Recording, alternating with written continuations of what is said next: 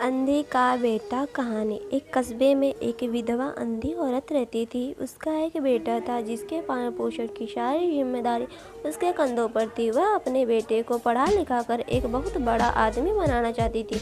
इसके लिए उसने उसका दाखिला कस्बे के सबसे अच्छे स्कूल में किया। वह दिन रात मेहनत करती ताकि बेटे की स्कूल की फीस भर सके। लड़के के स्कूल के बच्चे उसकी माँ के बारे में जानते थे। वे सब उसे अंधी का बेटा कहकर चिढ़ाते थे। उसका इसके बहुत परेशान था। उसे अपनी माँ पर शर्म आने लगी थी। वह उसके साथ कहीं भी जाना नहीं चाहता था।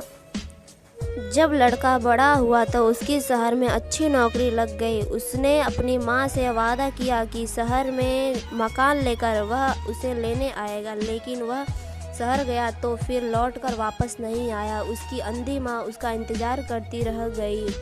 कई महीने बीत गए, लड़के की कोई खबर नहीं आई। अंधी एक दिन उससे नहीं रहा गया और वह बेटे से मिलने शहर पहुंच गई। पूछते पूछते वह बेटे की ऑफिस पहुंची। वहां सिक्योरिटी गार्ड ने उसे रोक दिया। अंधी औरत ने गार्ड को अपने बेटे का नाम बताया और बोली कि उससे जाकर कह दो कि गांव से कोई मिलने आया है।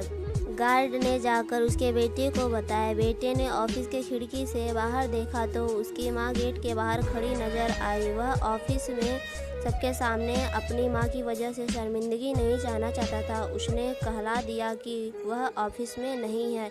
अंधी औरत वहाँ से चली गई।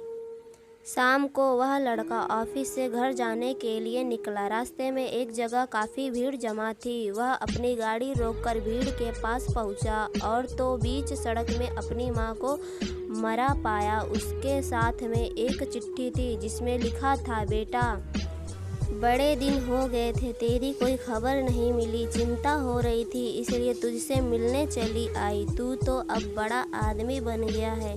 तुझसे मिलना अब शायद मुझ गरीब की किस्मत में नहीं, लेकिन मैं बहुत खुश हूँ। तेरे लिए तूने अपना ही नहीं बल्कि मेरा सपना भी पूरा किया।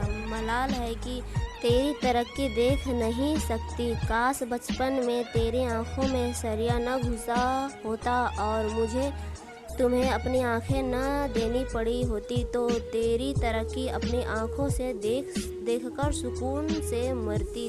तेरी अंधी माँ। ये पढ़कर लड़का फुट फुट कर रोने लगा। जिस अंधी माँ पर उसे शर्म आती थी, उसने उसके लिए कितना बड़ा बलिदान किया था।